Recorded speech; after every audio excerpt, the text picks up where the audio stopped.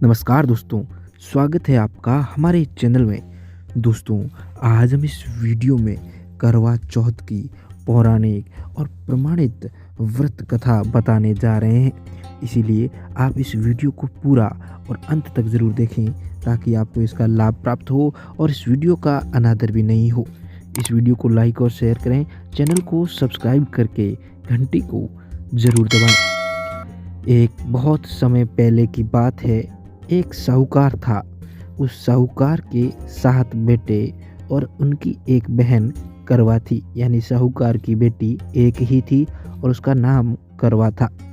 सभी सातों भाई अपनी बहन से बहुत प्यार करते थे, यहाँ तक कि वे पहले उसे खाना खिलाते और बाद में खुद खाते थे। एक बार उनकी बहन ससुराल से मायके आई हुई थी। शाम को भाई जब अपना व्यवसाय बंद कर घर आए तो देखा उनकी बहन बहुत व्याकुल थी।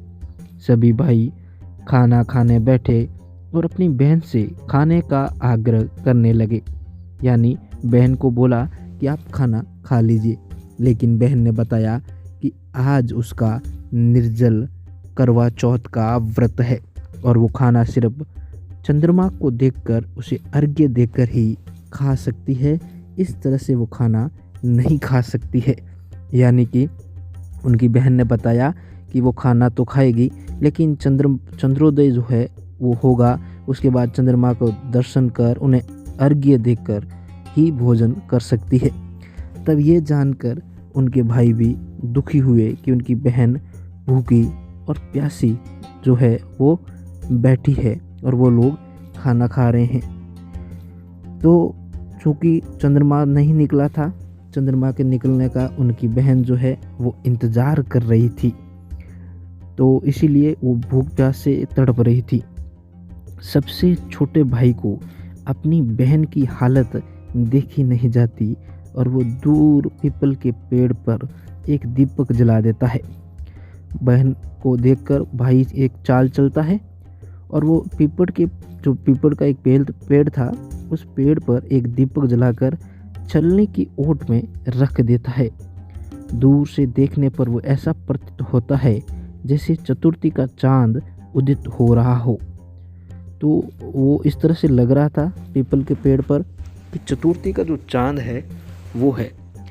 इसके बाद भाई अपनी बहन को बताता है कि चांद निकल आया है, तुम उसे अर्घ्य देने के बाद भोजन कर सकती हो।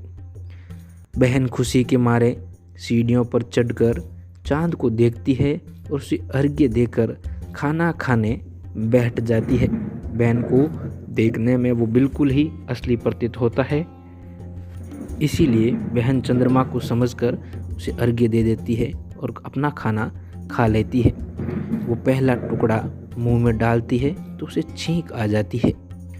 दूसरा टुकड़ा डालती है तो उसमें बाल निकल आता है और जैसे ही बहन तीसरा टुकड़ा मुंह में डालने की कोशिश करती है तो उसके पति की मृत्यु का समाचार उसे मिलता है और वो बौखला जाती है।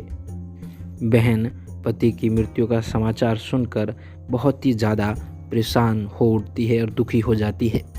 तब उसकी भाभी, जो भाई था सबसे छोटे वाला, उसकी भाभी ने उसे सच्चाई से अवगत कराया, यानी कि सच्चाई बताया कि उसके साथ ऐसा आखिर क्यों हुआ।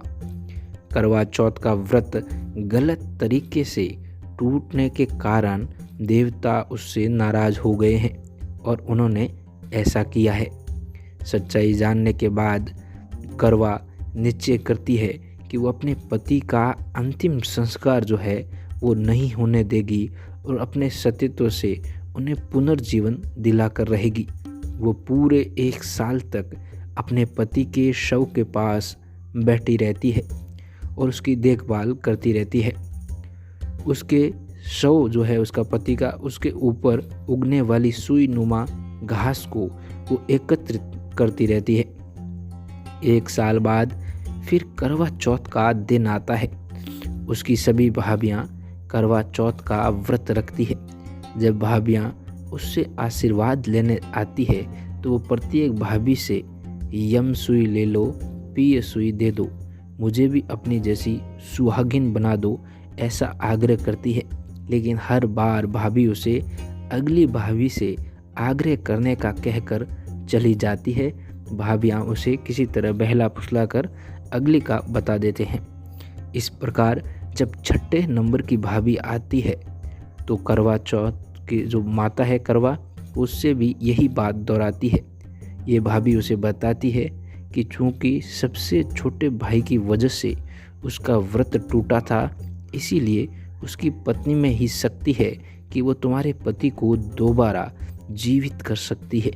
इसीलिए जब वो आए तो तुम उसे पकड़ लेना और जब तक वो तुम्हारे पति को जिंदा न कर दे उसे नहीं छोड़ना। ऐसा कहकर छठे नंबर वाली भाभी चली जाती है।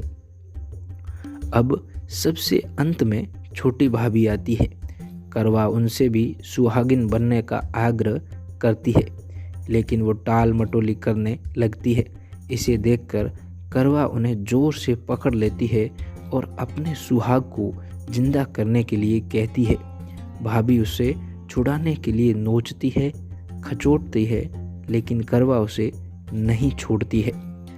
अंत में उसकी तपस्या को देखकर भाभी का दिल पसीज जाता है और उसने अपने सबसे छोटी अंगुली को चीरकर उसमें से अमृत जो है वो निकला और उसके पति के मुंह में डाल देती है।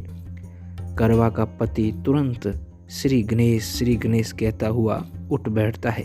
इस प्रकार प्रभु कृपा से उसकी छोटी भाभी के माध्यम से करवा को अपना सुहाग वापस मिल जाता है।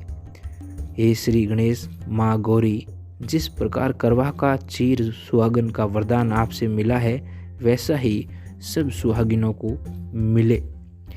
तो दोस्तों, ये थी करवा चौथ की व्रत कथा और इसे ध्यानपूर्वक सुनने से आपको करवा चौथ के व्रत का सफल और शुभ लाभ मिलता है। मैं उम्मीद करता हूँ कि मेरे द्वारा दी गई ये जानकारी आप लोगों के लिए लाभकारी सिद्ध होगी। अगर आपको ये वीडियो पसंद आया हो तो इस वीडियो के कमेंट बॉक्स में जाकर जय करवा माता, जय श्री गणेश, जय माँ गौरी लिखकर हमें भेज दीजिए। हमें बेहद ही ज़्यादा खुशी होगी।